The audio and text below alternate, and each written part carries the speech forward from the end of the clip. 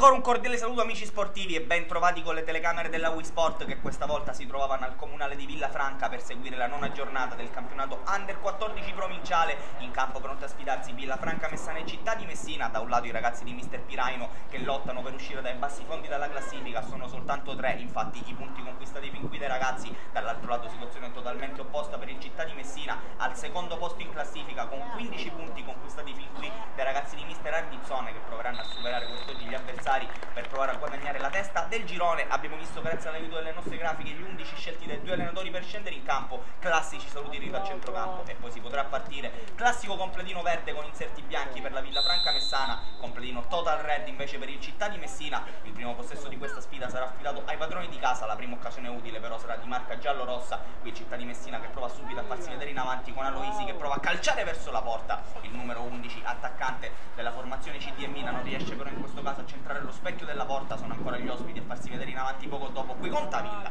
che prova a trovare l'Eurogol di giornata. Il pallone però si abbassa troppo tardi e finisce alto sulla traversa di Cannata. È partita decisamente meglio però il Città di Messina che continua a spingere in avanti. Qui ci ha provato anche da calcio di punizione, adesso ci riprova ancora Aloisi dalla distanza. Questa volta il tentativo del numero 11 è più pericoloso ma anche in questo caso esce di nulla. Ancora Città di Messina, qui splendido il lancio di Martorana, ancora per Alessandra che anticipa l'uscita di Cannata e trova così il gol dell'1-0.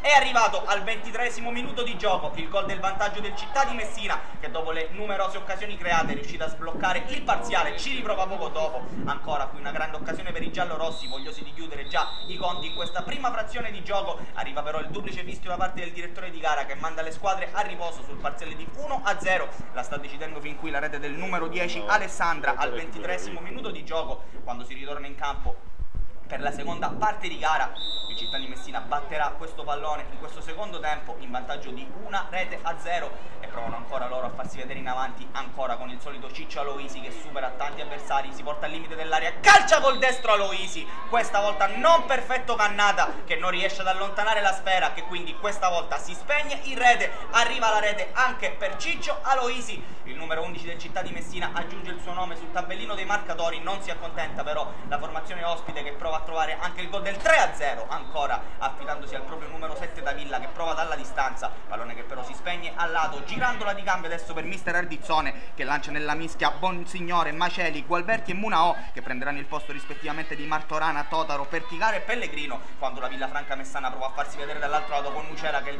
lascia sul posto il portiere, lascia il pallone lì per Carpentieri che viene atterrato così in area di rigore proprio da uno dei neoentrati e Munao nello specifico. Il direttore di gara comanda calcio di rigore, estrae anche il cartellino rosso all'indirizzo del numero 13 sul punto di battuta. Ci va Nucera che trova così il gol dell'1-2 al 12esimo minuto di questa seconda frazione di gioco. La Villafranca Messana è riuscita a riaprirla, prova a cambiare qualcosa Mister Ardizzone che infatti fa entrare Morabido che prenderà il posto proprio dell'autore del gol Alessandra, e nel frattempo il Città di Messina però non si scompone e trova dall'altro lato il gol del 3-1, la firma di Tavilla che questa volta è riuscito a mandare la palla in rete e di nuovo doppio vantaggio per i giallorossi. Nonostante l'inferiorità numerica continuano i cambi in casa Città con Flamingo che prenderà il posto di Bonaccorso. La Villafranca Messana prova però dall'altro lato a sfruttare la superiorità numerica ancora con Nucera che questa volta però è sfortunatissimo a colpire un clamoroso legno. Adesso è una bella partita in questo secondo tempo, qui il calcio di punizione di Aloisi